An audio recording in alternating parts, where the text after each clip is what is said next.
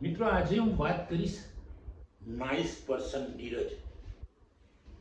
Nice person Neeraj એટલે એક વિદ્યાર્થી જીવનમાં એણે એવું પદ મેળવી લીધું છે, પ્રેમનું પદ, અજાતશત્રુ, કોઈની સાથે દુશ્મની નહીં, દરેકનું કામ સમાનતાથી કરવું. કોઈ પણ કામ બતાવે તો એ કામને વ્યવસ્થિત એને પરિણામ આપવું, એને પૂરું પાડવું.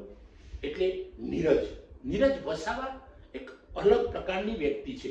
મિત્રો, નીરજ વસાવા એક સ્ટુડન્ટ છે, મારો સ્ટુડન્ટ રહી ચૂક્યો છે, પણ એની વાત એટલે કરી રહ્યો છું કે આવા સ્ટુડન્ટની જો આપણે સમાજમાં આપણે વાત ફેલાવીશું અને એના વિશેની સારી વાતો કરીશું તો નવી આવનાર પેઢીને પણ નીરજમાંથી કંઈક શીખવા મળશે. અદ્ભુત વ્યક્તિત્વ મિત્રો. વિભાગનું કંઈ પણ કામ હોય, કોઈ પણ જગ્યાનું કોઈનું પણ કામ હોય તો નીરજનો પહેલો નંબર હોય, નીરજની આગળ પહેલા ઊંચી હોય મિત્રો.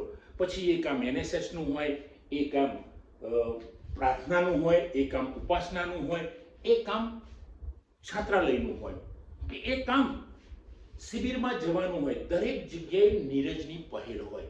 મિત્રો, આવું નીરજ એ 2 વર્ષ ગુજરાત વિદ્યાપીઠના લાઇબ્રેરી અને ઇન્ફોર્મેશન સાયન્સ ડિપાર્ટમેન્ટમાં ભણ્યો અને ભણતા ભણતા એને સૌથી વધારે જો કમાણી કરી હોય તો લોકોના પ્રેમની કમાણી કરી છે. આજે મને આનંદ થાય છે કે એનો જન્મદિવસ છે અને એ જન્મદિવસે મને નીરજ નાઇસ પર્સન એ વિશે વાત કરતો ખૂબ આનંદ થાય છે. કેમ કે આવા વિદ્યાર્થીઓની વાત જો આપણે સોશિયલ મીડિયા પર અથવા તો જાહેરમાં મૂકીશું તો બીજા વિદ્યાર્થીઓ, બીજા યુવાનો, યુવતીઓ અથવા તો નવી જનરેશન એમાંથી પ્રેરણા લઈને નીરજના જેમ, નીરજ જેવા નહીં પણ નીરજના જેવું વ્યક્તિત્વ ઘડવાનો પ્રયત્ન કરશે.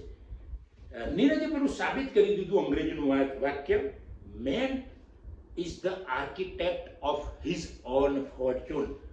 વ્યક્તિ તેની જાતનો પોતે ઘડવૈયો છે. મિત્રો, આ જે વાક્ય છે, અંગ્રેજીનું વાક્ય, એ નીરજે ખરેખર સાબિત કરી દીધું. કારણ કે જો તમે તમારી જાતને ઘડવી હોય તો એ પોતે જ તમે ઘડવૈયા છો. બીજું, જ્યારે તમે તમારું બગાડી શકવાના નથી પોતે, તો બીજો કોઈ તમારું બગાડી શકશે ને. ક્ષણિક લાગશે આપણને કે આપણું બગાડી શકશે. નીરજ એમાંથી એક વ્યક્તિ છે. ભણવામાં પણ એનો નંબર મોખરે રહે એવો નીરજ વસાવા. ખૂબ સામાન્ય પરિસ્થિતિ, ફી ભરવા માટે પણ એને મુશ્કેલી હોય પણ ખુદ મહેનત કરીને ગામડે જાય તો એ મહેનત કરીને એ ત્યાંથી પૈસા કમાવીને લાવી અને ફી ભરવાનું. છાત્રાલયમાં પણ રહેતો હોય તો એને ક્યાંક કામ મળે, બહાર પૈસા કમાવા મળે તો એમાંથી પૈસા મેળવીને ફી ભરવાની, મા બાપને ઓછી તકલીફ આપવાની. કોઈ પણ વિદ્યાર્થી મિત્રો, બહેનો હોય તો દરેકની સાથે સરખો વ્યવહાર કરવો. વિદ્યાર્થી જીવનમાં લગભગ 28 વર્ષની ઉંમરે માણસમાં જ્યારે આવી સમજ આવી જાય કે દરેક સાથે સરખો વ્યવહાર કરવો, પછી બાળક હોય, મિત્ર હોય, ઉપલા લેવલની વ્યક્તિ હોય, દરેક માટે સરખો વ્યવહાર કરવો. મિત્રો, બહુ અઘરી વાત છે અને આ નીરજ નાઇસ પર્સન આ વાત કરે છે, આ વ્યવહાર કરે છે, આ વર્તન કરે છે. નીરજ એટલે નીરજનો બીજો કોઈ પર્યાય નથી. કદાચ એનો પર્યાય મેં કીધું, નીરજ ઇઝ નાઇસ. મિત્રો, આ નીરજ જે છે એ પોતાના માટે તો ખૂબ સરસ કામ કરે છે, પણ એના સ્વાધ્યાય મિત્રો હોય, એમનું કંઈ કામ હોય તો એ પૂરી નિષ્ઠાથી, વિભાગનું કંઈ કામ હોય અથવા તો કોઈની નોકરી માટેનું કંઈ કામ હોય અને વાત કરવાની હોય કોઈ પણને, તો નીરજ મીડિયેટર તરીકે ખૂબ સરસ કામ કરે છે. નીરજનું કામ એટલે પોઝિટિવ. એને જોઈએ તો આપણને એમ લાગે કે આ વ્યક્તિમાંથી હકારાત્મકતા શીખવા જેવી છે. દરેક માટે સરખો ભાવ રાખો. મિત્રો, નાની સૂની વાત નથી, એ વાત અશક્ય નથી પણ નાની સૂની વાત નથી. કારણ કે તમે કોઈક વ્યક્તિ પ્રત્યે તમને કદાચ આમ અદેખાઈ આવે, એના પ્રત્યે ગુસ્સો આવે, એના પ્રત્યે ઈર્ષ્યા, પણ નીરજનો એ ભાવ ક્યારેય રહ્યો નથી. એ મારું 2-3 વર્ષનું ઓબ્ઝર્વેશન છે મિત્રો. અને આવા નીરજ જેવા વ્યક્તિઓ, આવા યુવાનો સમાજમાં છે જ, પણ બહાર નથી આવતા. મિત્રો, નીરજને આજે મેં બહાર લાવવાનો પ્રયત્ન કર્યો છે. નીરજનો આજે જન્મદિવસ છે. આ જન્મદિવસે હું એના વિશે વાત કર્યો છે. નીરજ વિશે વાત કરતા મિત્રો મને પણ ખૂબ આનંદ થાય છે.